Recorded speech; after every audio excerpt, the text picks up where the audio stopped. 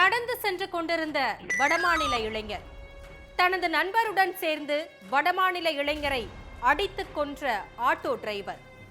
அடித்த அடியில் அடுத்த சில மணி நேரங்களிலேயே வடமாநில இளைஞர் உயிரிழப்பு. வடமாநில இளைஞரை ஆட்டோ டிரைவர் அடித்துக் கொன்றது ஏன்? வடமாநில இளைஞருக்கும் ஆட்டோ டிரைவருக்கும் என்ன முன்விரோதம்? பின்னணி என்ன?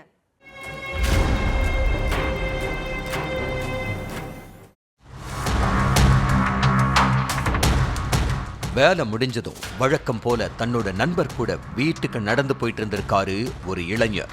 அப்போ சாலையில நின்னுக்கிட்டு இருந்த ஒரு ஆட்டோ ஓட்டுநர் தன்னோட ஆட்டோவை ரிவர்ஸ்ல நகர்த்தி இருக்காரு. அந்த நேரம் சாலையோரம் நடந்து போய்கிட்டு இருந்த இளைஞர் மேல ஆட்டோ இடிச்சதா சொல்லப்படுது.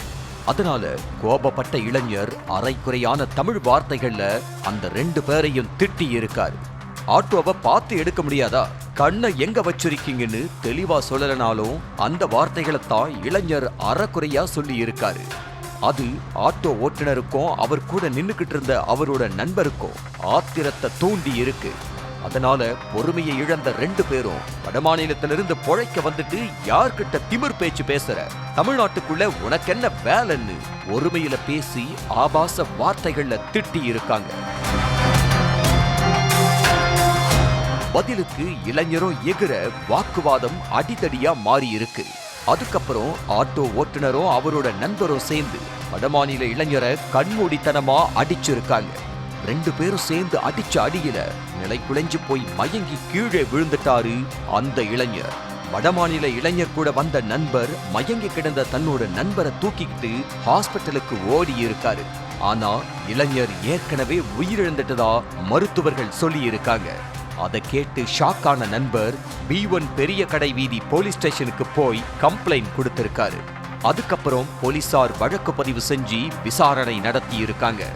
அப்பதான் இளைஞர் யாரு, இளைஞரை அடிச்சு கொண்டவங்க யாருன்னு எல்லாமே தெரிய வந்துச்சு.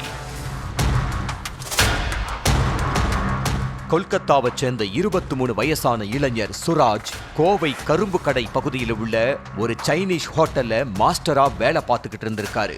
புல்லுக்காடு பகுதியில் உள்ள ஒரு வீட்டை வாடகைக்கு எடுத்து தங்கி வேலை பார்த்த சுராஜ் நைட்டு வேலை முடிஞ்சு தினமும் நடந்து வர்றது வழக்கம். அப்படித்தான் சம்பவத்தன்னைக்கும் தான் நண்பர் கூட நடந்து வந்துட்டு இருந்திருக்காரு.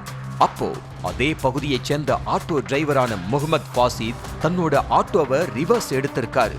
அந்த நேரம்தான் பிரச்சனையாகி முகமது பாசித்தும் அவரோட நண்பர் பிரகாஷும் சேர்ந்து சுராஜை அடிச்சு கொன்னு இருக்காங்க. ஆனா அடிச்சதுல சுராஜ் மயங்கித்தான் விழுந்துட்டாருன்னு நினைச்ச ஆட்டோ டிரைவரும் அவரோட நண்பரும் எப்போதும் போல ஊருக்குள்ளதான் சுத்திக்கிட்டு இருந்திருக்காங்க.